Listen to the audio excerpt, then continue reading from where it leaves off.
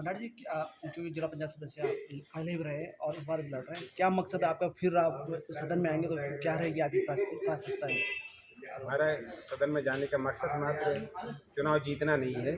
हम सदन में जाकर अपने क्षेत्र की व्यवस्था को बदलना चाहते हैं और जो तानाशाही क्षेत्रों में चल रही है उसको उखाड़ फेंकने का काम करेंगे और विकास का नया आयाम प्रस्तुत करेंगे। हमारा मकसद क्षेत्र में जाकर जनता से यही कहना है कि हम पूर्व में भी जिला पंचायत सदस्य रह चुके हैं। अब आपको तय करना है कि हमसे पहले और हमसे बाद भी रहे जिला पंचायत सदस्यों में से कौन बेहतर है। और हम जब गांव में जा रहे हैं तो जनता हमारे कामों को, हमारी उपलब्धियों के आधार पर हमारा स्वागत कर रही है और हमसे उम्मीद कर रही है कि हम दोबारा निर्वाचित होकर विकास का नया आयाम प्रस्तुत करेंगे। और सर, इन दिनों देखा जा रहा है जो राजनीति जिस तरह से माहौल प्रदेश भर में है, इसको लेकर क्या कहना है? राजनीतिक माहौल तो आप जानते हैं कि लोगों के नाम नगर पंचायतों में है, नगर पालिकाओं में है, ये माहौल भी उठ रहा है।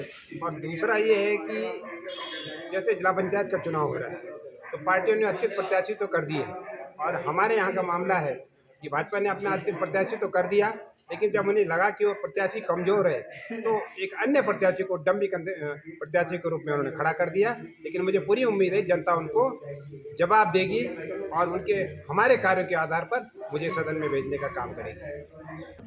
जिस तरह से इन दिनों नामांकन अब कई रद्द हुए हैं, इसको लेकर क्या करना है? क्या सरकार क्या नीति है? ये बहुत ही दुर्भाग्यपूर्ण विषय है कि आज जो ये भ्रष्टाचार की सरकार साथ साथ लोगों के नामांकन निरस्त करने का काम करती है, ये बहुत ही निंदनीय है। और हम इसके लिए चाहे हमारी पार्टी सभी लोग एकजुटता के साथ इनको उखाड़ फेंकने का काम करेंगे।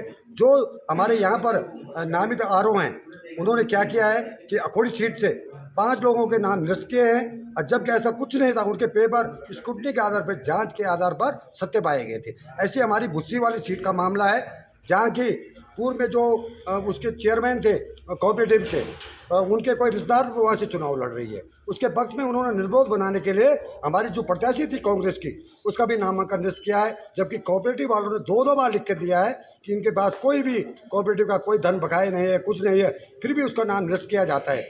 हम ऐसी सरकार की निंदा करते हैं, भर्त्सना करते हैं, क्योंकि ये चुनाव में जाने के लिए डर रहे हैं। इन्होंने कुछ काम विकास किया ही नहीं। यदि विकास किया होता तो चुनाव में जाते। हमारे प्रत्याशी बहुमत से जीत रहे थे, पूर्ण बहुमत से। उनको जानबूझकर हराने का काम किया। ऐसी सरकार की हम निंदा करते हैं और ऐसे कर्मचारियों के खिलाफ जिन्होंने ऐसा काम किया है, उच्च नेताओं के आधार कहने पर उनको हम कोर्ट ले जाने का काम करेंगे, चाहे हमें कुछ भी करना पड़े।